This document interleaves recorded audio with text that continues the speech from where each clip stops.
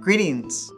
As we continue to implement the board's charge on Better Leslie, refocusing Leslie on its core missions of education, mental health, the arts, and related areas, and pulling together as one university, we know it's a difficult transition.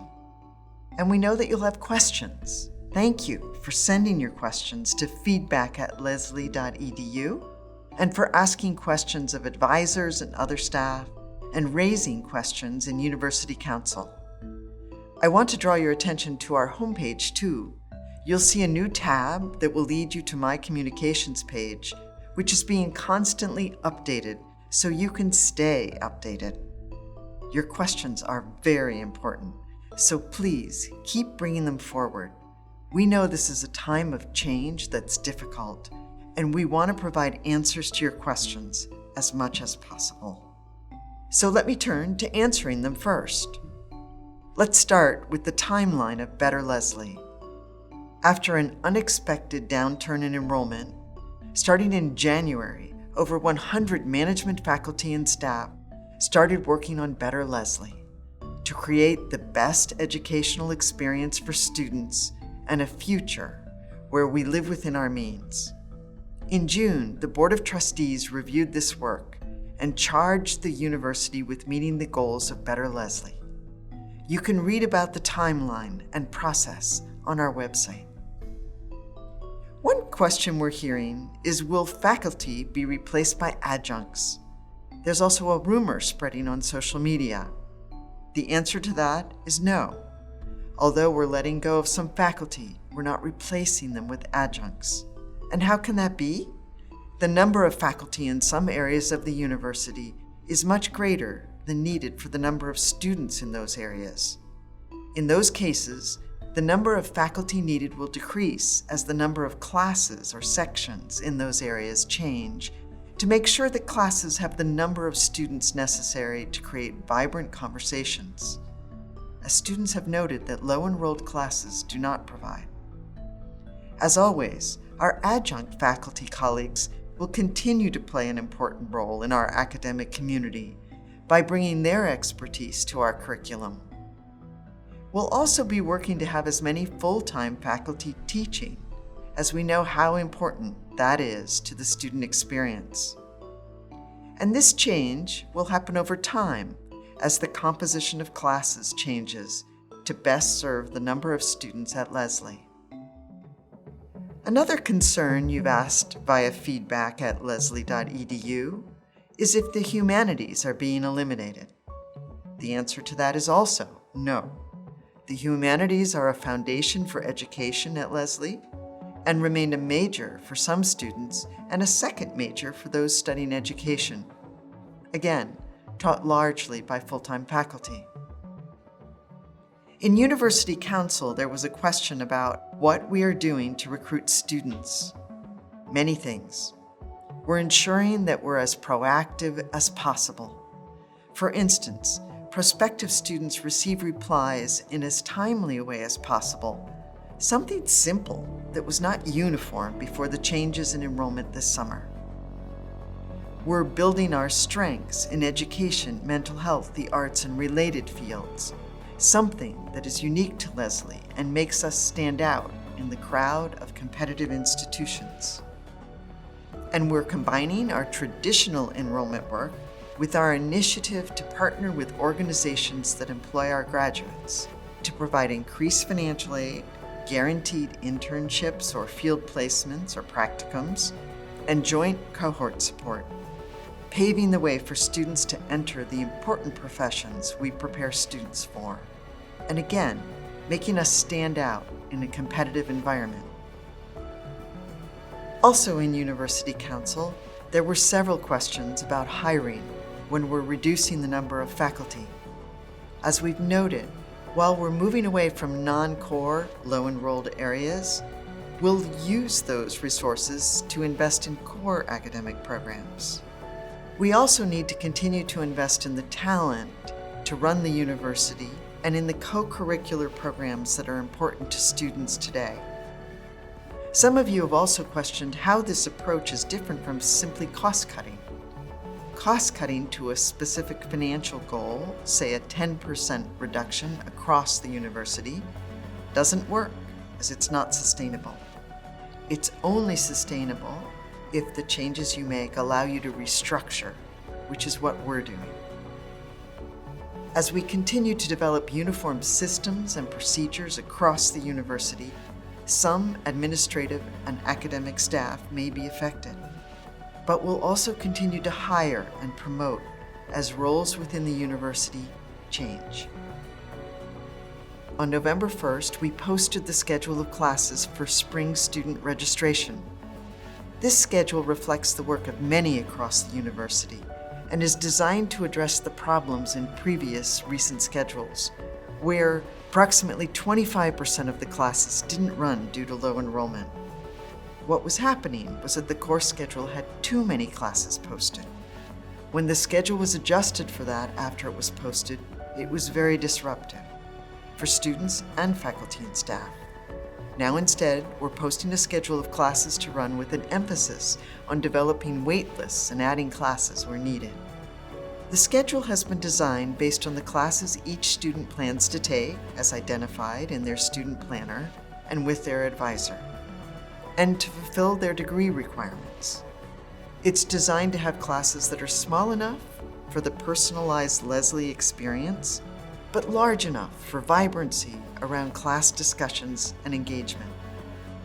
Class schedules also reflect when students have indicated are optimal times, and to minimize as much as possible transfers between campuses within a constrained time frame. You'll notice that many barriers to registering for classes have been removed, whether they be holds, or completing and getting a grade in prerequisites, or finding field placements or practicums. Please work with your advisors, students, and register for what is next in your plan. And advisors will check in with you later if there are any issues to be resolved around your choices. There are also no class spaces identified. This is so we can optimize the schedule once we see who is taking what as much as possible. Classes also don't indicate faculty assigned.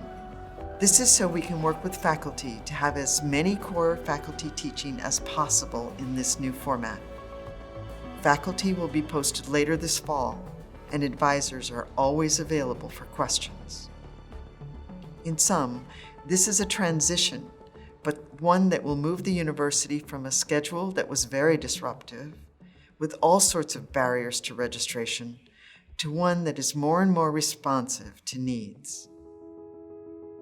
Turning to updates, as Leslie University refocuses on education, mental health, the arts, and related areas, the College of Art and Design was proud to have hosted a successful Portfolio Day. National Portfolio Day, held this year on October 28th in Boston at the Heinz Convention Center, is a day set aside for emerging visual artists and designers to meet one-on-one with professional representatives from accredited colleges and universities. More than 36 institutions came to the portfolio review to review student portfolio materials and offer feedback and direction. For many emerging artists and designers, it was the first opportunity for those who wish to pursue an education in art and design to meet one-on-one with professional representatives from accredited colleges and universities.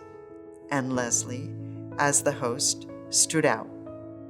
About 150 talented artists stopped by our table to share their work, and our faculty carefully and respectfully reviewed their portfolios and offered valuable advice. My thanks to all the faculty and staff who turned out for this event. In Leslie Athletics, we're very proud of Leslie athletes. The women's soccer program went undefeated in North Atlantic Conference play, hosting the East Division playoffs this past weekend as the #1 seed. Women's tennis made it to the conference finals.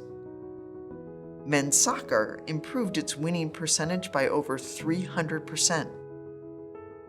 Both men's and women's cross-country squads saw multiple top 10 individual finishes throughout the year.